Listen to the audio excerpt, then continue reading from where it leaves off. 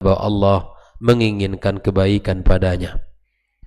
Mudah-mudahan ilmu yang kita pelajari menjadi panduan di dalam hidup kita dan menjadi kebaikan yang bisa melahirkan manfaat yang banyak dalam hari-hari kita. Salawat dan salam untuk Nabi kita yang mulia alaihi salatu wassalam. Mudah-mudahan Allah Subhanahu wa taala selalu memberi kita taufik untuk mencontoh dan meneladaninya, meniru dan menjadikan qudwah di dalam kehidupannya. Dan kepada siapapun yang setia di atas jalan agamanya sampai hari kiamat kelak. Kembali kita mempelajari tentang tadabbur Al-Quran. Ya, sebagaimana pagi ini kita akan membahas tentang surat yang ke-113, yaitu surat Al-Falaq, di mana setelah kita menyelesaikan tadabbur singkat surat Al-Ikhlas, kita masuk kepada surat Al-Falaq. Surat Al-Falaq tergolong kepada surat Makkiyah, di mana diturunkan sebelum hijrah. Jumlah ayatnya ada 5. Nah, bersamaan surat An-Nas, jika disebutkan Al-Falaq dan An-Nas, disebut dengan Al-Mu'awwidhataini. Al-Falaq dengan An-Nas ya, bersamaan, maka disebut dengan Al-Mu'awwidhataini, karena pada keduanya mengandung ta'awuz, itu perlindungan. Dua surat yang di dalamnya terdapat kandungan di mana kita berlindung, meminta perlindungan kepada Allah Subhanahu wa taala. Dan kedua surat ini merupakan surat yang utama di dalam Al-Qur'anul Karim. Mari kita lihat beberapa hadis Nabi alaihi salatu wassalam yang menyebutkan tentang keutamaan daripada Al-Mu'awwidhataini. Al-Imam Muslim di dalam kitab sahihnya meriwayatkan dari sahabat Nabi yang mulia Uqbah ibn Amir radhiyallahu taala anhu bahwa Rasul sallallahu alaihi wasallam bersabda, "Alam tara ayatin unzilat lailah lam yura mithluhun naqad." Tahukah engkau ayat-ayat yang Allah turunkan malam ini tidak pernah ada yang menandinginya? Subhanallah. Lalu kemudian Nabi mengatakan, "Qul a'udzu birabbil falaq wa qul a'udzu birabbin nas." Inilah dua surat yang disebutkan oleh Nabi alaihi salatu wassalam yang mana turun pada malam itu. Dalam hadis yang lain, atau maksudnya dalam riwayat yang lain, Abu Sa'id Al-Khudri radhiyallahu ta'ala anhu menyebutkan, kana Rasulullah sallallahu alaihi wasallam yata'awwadh min 'ainil janni wa 'ainil ins, falamma nazalatil mu'awwidhatan akhadha bihima wa taraka ma siwa dhalik. Di mana Rasulullah SAW meminta perlindungan kepada Allah dari mata jahat jinnya dan manusia. Nabi berlindung dari kejahatan mata jin dan manusia, karena pandangan mata ini ada pandangan hasad. Pandangan mata itu ada pandangan jahat, baik itu jin maupun manusia. Tatkala turun Al-Mu'awwidhatain atau Al-Mu'awwidhatan, Al-Falaq dan An-Nas, maka Nabi sallallahu alaihi wasallam memakai dua surat ini sebagai bentuk perlindungan kepada Allah dan meninggalkan yang lain. Jadi Nabi alaihi salatu wasallam mengajarkan di dalam meminta perlindungan kepada Allah, maka bacalah dua surat ini. Nah, kedua surat ini disunnahkan untuk kita baca pada setiap atau selesai salat wajib. Ini sunnah untuk kita baca dua surat ini. Yang pertama, selesai salat wajib. Di antara zikir yang sudah kita baca setelah kita bertahmid, bertasbih, bertahmid dan bertakbir, lalu setelah itu kita membaca hadis yang disebutkan Nabi kita alaihi salatu wassalam, amarani Rasulullah sallallahu alaihi wasallam an aqra bil muawwidzat dubura kulli salatin. Uqbah bin Amir menceritakan bahwa Rasulullah SAW memerintahkan aku untuk membaca al-muawwidzat, perlindungan, ya, selesai salat.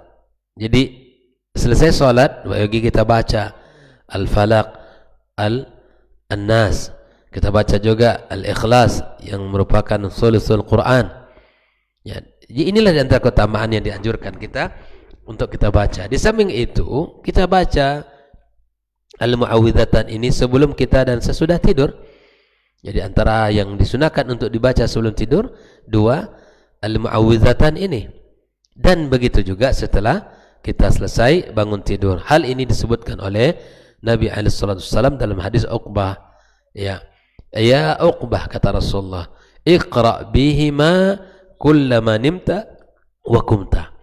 Wahai Uqbah, bacalah kedua surat ini setiap kali kamu ingin tidur atau bangun dari tidurmu. Ma sa'ala sa'il wala sa'adha musta'izun bimithlihima. Tidak ada seorang pun yang bisa meminta atau berlindung dengan seperti keduanya. Artinya bahwa kedua surat ini memang dibaca di dalam rangka kita minta perlindungan kepada Allah. Tidak ada yang lebih dari itu, ya, bahwa kita minta kepada Allah Azza wa Jalla melalui dua surat ini perlindungan kepada, ya, perlindungan terhadap keluarga, yang terhadap dirinya, dan terhadap semuanya dalam urusan dunia kita. Nah, dan hadis-hadis ini ikhwatul kiram menjelaskan tentang anjuran-anjuran kita untuk membacanya. Jadi ketika Nabi telah menyebutkan untuk dibaca keutamaan, maka kita baca. Ada keutamaan-keutamaan khusus seperti yang sudah kita bahas pada ayat sebelumnya. Ada ayat-ayat yang memang Allah peruntukkan untuk kita, ya, kemudian dilaksanakan, ya, jangan sampai, ya, kita kemudian di sana ada hal-hal yang akan membuat, ya, diri kita mudah kena oleh sesuatu yang bisa mencelakai kita. Oleh itu, bacalah al-muawwidzatan ini di dalam kondisi yang telah disebutkan oleh Nabi kita alaihi salatu wassalam, ya, di pagi selesai salat, di sore, kemudian setiap kali, ya, setiap kali kita bangun dan setiap kali kita ingin tidur, kita baca zikir ini.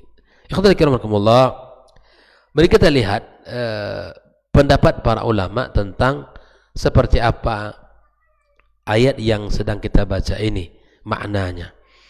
Allah tabaraka wa taala mengatakan, qul a'udzu birabbil falaq. Katakan, ya, aku berlindung kepada Allah penguasa waktu subuh. Al-falaq itu artinya waktu subuh. Al-falaq, kata-kata falaq, ya. Al-falaq adalah sesuatu yang terbelah dan terpisah. Ya, al-falaq itu sebetulnya sesuatu yang terbelah dan terpisah. Namun maksud daripada ayat ini adalah waktu subuh, karena inilah pertama kali terdetik dalam benak seseorang mendengarkan kata al-falaq. Ia disebut demikian karena seolah-olah terbelah dari waktu malam. Karena waktu itulah waktu orang mengetahui ini waktu falaq. Itulah waktu seolah-olah, ya, benak saat mendengarkan kata al-falaq. Ia disebut demikian karena seolah-olah terbelah dari waktu malam, terpisahnya waktu malam dengan waktu siang. Nah, di dalam ayat ini, qul a'udzu birabbil falaq, katakan aku berlindung kepada Rabb yang menguasai waktu subuh. Ayat ini, ikhwatul kiram, memerintahkan kita untuk beristi'azah. Apa isti'azah? Berlindung kepada Allah Subhanahu wa taala. Diperintahkan kita untuk berlindung, ya. Dan isti'adzah, ikhwal kiram, adalah ibadah. Kita mengatakan a'udzubillahi minasyaitonir rajim, itu adalah ibadah. Karenanya tidak boleh dilakukan kepada selain Allah. Aku berlindung kepada fulan, tidak. Aku berlindung kepada ilan, tidak. Aku berlindung kepada Allah Subhanahu wa ta'ala. Dia yang mampu menghilangkan, ya, kegelapan yang pekat dari seluruh alam raya. Ya, di waktu subuh tentu mampu untuk melindungi para peminta perlindungan dari semua yang dikatakan min syarri ma khalaq. Dari apa kita berlindung? Min syarri ma khalaq, dari kejahatan yang telah Allah ciptakan. Kita diajari oleh Allah di dalam surat Al-Falaq untuk berlindung kepada siapa? Kepada Allah. Berlindungnya kepada Allah,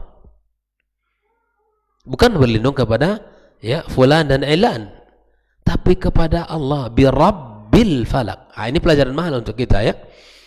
Dari apa? Min syarri ma khalaq, dari kejahatan yang telah Ia ciptakan. Berlindung kepada Allah dari kejahatan. Nah, Al-Hasan Al-Basri berkata, Jahannam dan iblis beserta keturunannya termasuk yang telah diciptakannya. Ya, jelas itu. Jangan dikira min syarri ma khalaq itu apa gitu ya. Nah, ada sesuatu yang menarik ya, bahwa bukan hanya maksiat, bukan hanya bukan hanya kesalahan yang menjadi perhatian kita, tapi yang jadi perhatian kita adalah di mana kita sebagai seorang mukmin untuk berlindung kepada Allah yang menguasai waktu subuh. Ya, dari seluruh kejahatan kita minta. Nah, di antara kejahatan yang kita minta dan untuk dijaga adalah dari perbuatan atau godaan jin atau godaan syaitan. Ya, dan begitu juga kita berlindung kepada Allah dari api neraka Allah Subhanahu wa taala. Karenanya Hasan Basri mengatakan Jahannam dan iblis termasuk yang telah Allah ciptakan. Nah, semoga apa yang menjadi atau kebaikan yang ada pada dirinya dengan berlindung kepada Allah Subhanahu wa taala, itu menjadikan nilai pahala di sisi Allah Subhanahu wa taala. Berlindunglah selalu kepada Allah. Jangan berlindung kepada benda-benda yang dianggap keramat. Jangan berlindung kepada azimat-azimat, ya kan? Dengan berlindung kepada at-tamaim, jangan. Berlindungnya kepada Allah yang menguasai segala sesuatu, dan berlindung kepadanya dari seluruh kejahatan yang telah Ia ciptakan. Di antaranya Jahannam, di antaranya iblis. Maka kita berlindung kepada Allah. Allahumma inni a'udzubika min fitnatil mahya wal mamat. Ya. Dan kita berlindung kepada fitnah kehidupan dan fitnah setelah kematian. Dan kita berlindung juga kepada Allah Subhanahu wa taala dari segala kejahatan. Apapun kejahatan. Maka kita diajarkan Nabi untuk meminta al-afwa. Allahumma inni as'aluka al-afwa wal afiyata fid din wad dunya wal akhirah. Kita minta kepada Allah kemaafan dari seluruh urusan dunia kita, agama kita, akhirat kita. Nah, mintalah perlindungan kepada Allah Subhanahu wa taala dari seluruh kejahatan. Ya. Allahumma inni a'udzubika min syarrin kulli syarr. Dari kejahatan yang merupakan lahirkan kejahatan. Kita berlindung kepada Allah Subhanahu wa taala. Baik ya. Maka termasuklah Jahannam dan iblis dari keturunan, dan termasuklah apa yang telah Ia ciptakan, semuanya adalah sesuatu yang tidak pantas ya. Kemudian kita harus berlindung dari seluruh keburukan-keburukan yang ada ini. Ya, kita tidak tahu ya, kita dalam ujian hidup ini berbeda-beda. Maka diajarkan oleh Allah agar kita berlindung kepadanya semata, karena berlindung kepada Allah adalah ibadah. Biasakanlah untuk a'udzubillahi minasyaitonirrajim, a'udzubillahi minasyaitonirrajim, dan seterusnya. Baca kalimat-kalimat seperti itu. Ya Allah, aku berlindung kepada Engkau min syarri ma khalaq. Ya, dari seluruh kejahatan. Syekh Utsaimin mengatakan hanya Allah yang bisa memberikan perlindungan dari semua kejahatan. Hanya Allah. Tidak ada yang bisa, yang mampu ya, yang bisa menolak, bisa menjauhkan, yang bisa menghentikan kejahatan kecuali Allah, karena semua makhluk di bawah kuasanya. Ya, ya. Jadi kita berlindung kepada Allah. Apalagi kita masuk ke rumah yang sudah lama ditinggal, masuk ke tempat yang tidak biasa di sana. Misalnya kita turun tinggal membuang air, ada hal-hal yang kita mesti berlindung kepada Allah SWT agar Allah selamatkan kita. Karena makhluk setan, jin di mana-mana kan terus menggoda dan membuat kita, ya, membuat kita tergelincir. Nah, oleh karenanya setelah memohon perlindungan secara umum dari seluruh kejahatan, kita berlindung kepada Allah dari beberapa hal yang khusus pada ayat berikut. Jadi setelah Allah sebutkan dari apa kita berlindung, dari seluruh kejahatan yang diciptakan. Nah, setelah itu kita diajarkan agar berlindung dari sesuatu yang lebih khusus. Nah, yaitu apa? Ya, wa min syarri ghasiqin idza waqab. Dari kejahatan kejahatan malam apabila telah masuk dalam kegelapan. Jadi malam itu ya, terkadang identik dengan apa? Nah, dengan malam identik dengan kejahatan. Banyaknya kejahatan itu di malam hari. Walaupun di siang hari juga banyak kan. Orang dulu mencuri di malam hari. Kalau sekarang di siang hari. Saat orang sekarang merasa dia pintar pula, ya, di saat orang, ya, sholat atau orang sedang main asik dengan pekerjaan rumah, ya, seakan dia meminjam motornya, ya kan, di parkiran dengan santai dia angkat masukkan ke mobilnya, dia macam-macam. Makanya sekarang kejahatan itu siang malam. Nah, malam memang identik dengan ya, gangguan, dengan kejahatan.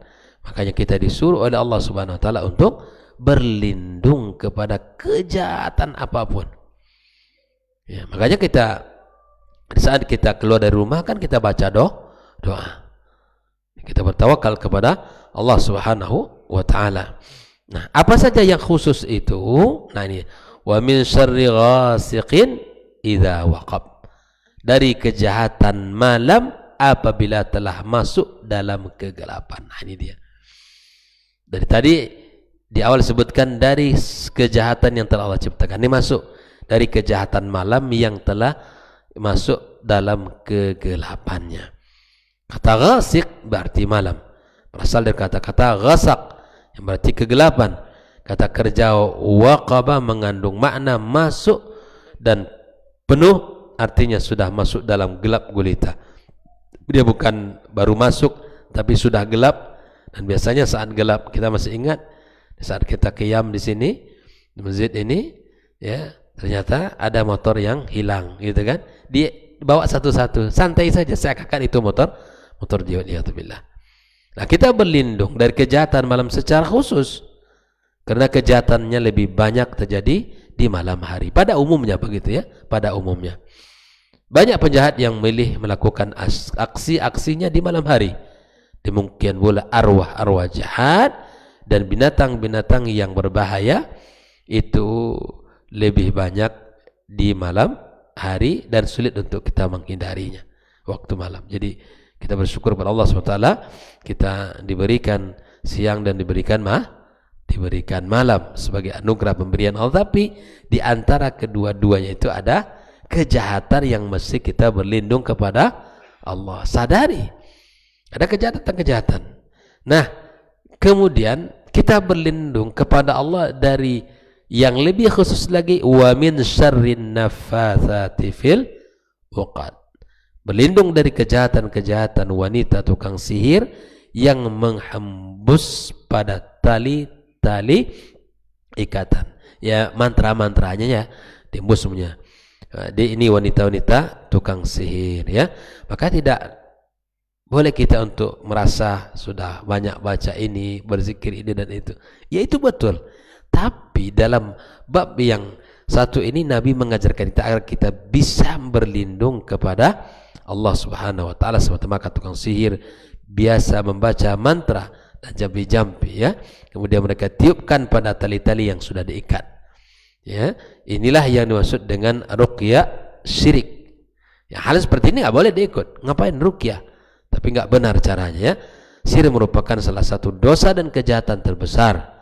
Ya, karena di samping syirik juga ya bisa kita melukai dan mencelakai orang-orang lain ya. Dan kita berlindung secara khusus daripada kejahatan yang Allah ciptakan dan dari kejahatan ya tukang sihir yang menghembus pada tali ikatannya.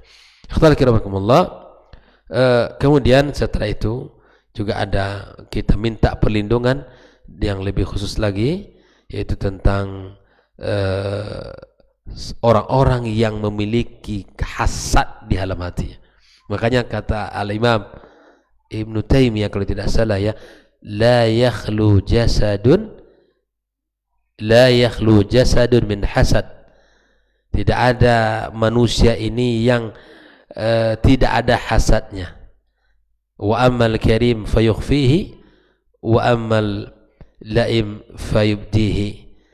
Tidak ada diri manusia ini yang bersih dari hasad, tapi orang yang baik, orang yang mulia menyembunyikan hasadnya, tidak ditunjukkannya.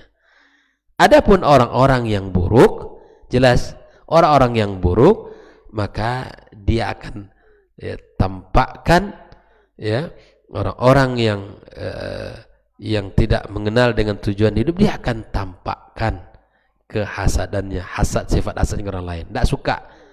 Kalau bahasa orang dahulu itu tidak senang melihat orang susah, atau susah melihat orang. Nah, ini sifat hasad, ini sifat yang tidak boleh dalam diri seorang muslim. Apalagi hasad masalah rezeki. Ada sebuah hadis yang disahihkan oleh Al-Albani rahimahullah taala, kata beliau, innar rizqa la yatlubul abda kama yatlubu ajaluh. Bayangkan, sesungguhnya rezeki itu mendatangi seseorang sebagaimana ajal mendatanginya. Bahkan lebih cepat pula rezeki itu mendahului datang daripada ajalnya. Bayangkan. Jadi kita diperintahkan Allah untuk beribadah, bukan untuk mencari dunia saja. Bukan untuk mencari dunia, tapi Allah ciptakan manusia untuk beribadah. Makanya Ibnu Qayyim mengatakan, fokuslah dengan apa yang telah menjadi tujuan penciptaan Allah, jangan kamu risaukan dalam hal yang lainnya ya. Fokus ya. Maka kemudian kita berlindung. Orang hasad banyak, orang yang dengki juga banyak. Sebagaimana orang yang baik banyak, begitu juga orang yang jahatnya juga banyak. Maka kita berlindung kepada orang-orang yang suka dengki ya, apabila dia mendengki. Makanya subhanallah ya ta'ala, kita belajar ya, orang-orang yang baik menepis, orang yang baik tidak menampakkan, tidak menyiarkan, tapi dia berusaha untuk menahan, kemudian dia berusaha untuk tidak memberikan ya balasan kepada orang yang telah dengki, bahkan justru memaafkan. Dan ini yang sifat-sifat yang terpuji ya. Al-hasad membenci nikmat Allah atas orang lain dan menginginkan hilangnya nikmat itu. Ini hasad. Jadi kita menginginkan nikmat si fulan itu hilang, dan kalau bisa berpindah kepada kita, itu hasad lagi. Ada satu sebutan namanya adalah ghibtah. Ghibtah itu bukan hasad. Kita tetap menginginkan kebaikan orang itu ada padanya, bertambah bahkan, tapi kita pengen juga mendapatkan nikmat yang dia dapatkan. Iya, mintanya sama siapa? Sama Allah. Itulah. Makanya subhanallah, berhati-hati dengan orang hasad. Berhati-hati. Karena hasad ini ya, sebagaimana Nabi mengatakan, akan memakan ya seluruh kebaikan kita. Ya, hasad itu akan memakan ya seluruh kebaikan kita, membakar seluruh kebaikan, sebagaimana ya api membakar kayu bakarnya. Bayangkan, hangus seluruh kebaikannya, hangus karena hasad itu. Sedangkan hasad itu yang kan menimbulkan penyakit hati, penyakit jiwa dan seterusnya. Orang lain yang mendapat nikmat tapi dia yang sakit, naik asam lambung. Ini hasad, ini luar biasa. Akan orang-orang yang mulia tidak akan memunculkannya, tapi orang-orang yang fajir dia akan menampakkan hasadnya itu. Oleh karenanya khafillah, jadilah manusia yang selalu bersyukur kepada Allah dan bisa menjaga nikmat-nikmat Allah Subhanahu wa taala. Naam. Ada orang yang dengki, yang hasad, dan kedengkian itu disimpan dalam hatinya sehingga dia sendiri yang gundah, panik, kemudian sakit hati, tidak bisa membahayakan orang, tidak pula memberikan manfaat. Dia hasad, dalam hatinya hidup api kebencian dan seterusnya, ya. Maka berkata Umar bin Abdul Aziz, saya tidak melihat orang zalim yang lebih mirip dengan orang-orang terzalimi daripada orang yang dengki. Masya Allah. Saya ulangi, saya tidak melihat orang-orang yang zalim yang lebih mirip dengan orang-orang terzalimi daripada orang-orang yang dengki. Bayangkan itu. Jadi orang dengki ini musuh kita. Na'udzubillah. Semoga Allah jauhkan kita dari sifat-sifat buruk itu, ya. Nah, ikhwatal kiram, beberapa kesimpulan bisa kita ambil. Yang pertama, kita memohon perlindungan hanya kepada Allah dari seluruh kejahatan kita, ya, seluruh kejahatan kita. Kemudian kita memohon perlindungan yang hanya kepada Allah semata, ya. Dan beberapa kita berlindung kepada Allah Subhanahu wa taala semata, dan kita berlindung kepada Allah dan tidak ada yang lain yang bisa membuat kita ini bisa terjaga dari hal-hal yang buruk kecuali Allah Subhanahu wa taala. Kita berlindung dari semua kejahatan secara umum, baik yang ada di siang hari, baik yang berada di malam hari. Kita berlindung dari kejahatan malam dan siang, kejahatan syaitan, kejahatan jin, dan seluruh kejahatan-kejahatan yang telah diciptakan Allah Subhanahu wa taala. Di antaranya kedengkian orang. Kita berlindung dari orang yang dengki. Karena Allah jauhkan kita dari mereka. Ya, kita harus waspada di antara kejahatan malam. Kita harus waspada dari tukang sihir dan pendengki yang suka dengki kepada kita. Kemudian sihir dan ain adalah perkara yang hakiki. Dengan pandangan orang memandang dengan pandangan jahat, kedengkian, maka itu bisa membuat orang sakit. Maka jangan suka memposting foto dirinya, keluarganya, anaknya, karena tidak semua orang bisa melihat dengan pandangan hati yang baik, ya. Bisa orang pandang dengan pandangan jahat dan akhirnya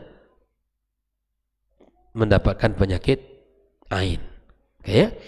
Dan kesempurnaan agama Islam mengajarkan cara berlindung kepada Allah dari seluruh kejahatan-kejahatan yang ada. Kekurangan sebagian umat Islam dalam memahami, mengamalkan dan menghayati ajaran Islam itu mengakibatkan sesuatu yang tidak sempurna dalam sisi kehidupannya. Oleh karena itu, khafillah, selalulah kita belajar dan teruslah kita memahami firman Allah agar kita termasuk orang-orang yang terselamatkan dari seluruh kejahatan-kejahatan yang ada. Semoga Allah jaga kita, khususnya di Ramadan ini, keluarga kita, anak kita, ya, sama-sama kita bangkit, ya, mengerahkan seluruh kekuatan kita untuk mendapatkan ampunan Allah Subhanahu wa taala, mendapatkan malam Lailatul Qadarnya dengan keutamaan yang sangat tinggi dan mulia. Semoga Allah jaga kita dari orang hasad, baik itu dari orang-orang terdekat maupun orang-orang yang jauh, ya, baik itu dari orang-orang yang pernah berhubungan dengan kita ataupun mungkin jarang. Maka semuanya kita berlindung kepada Allah Azza wa Jalla, karena sihir dan ain itu hakiki. Sihir dan ain itu hakiki, ada wujudnya dari apa yang dilakukan oleh seseorang. Semoga Allah Subhanahu wa taala sekali lagi menerima seluruh ibadah kita dan menjaga kita dari seluruh kejahatan-kejahatan yang ada, yang Allah ciptakan, dan semoga Allah Subhanahu wa taala jauhkan kita dari orang yang hasad, ya, dalam diri kita. Makanya kita minta kepada Allah perlindungan ini. Demikian tanpa bersingkat kita. Wallahu taala alam. Wa sallallahu ala nabiyyina habibina Muhammadin wa ala alihi washabihi ajmain. Assalamualaikum warahmatullahi wabarakatuh.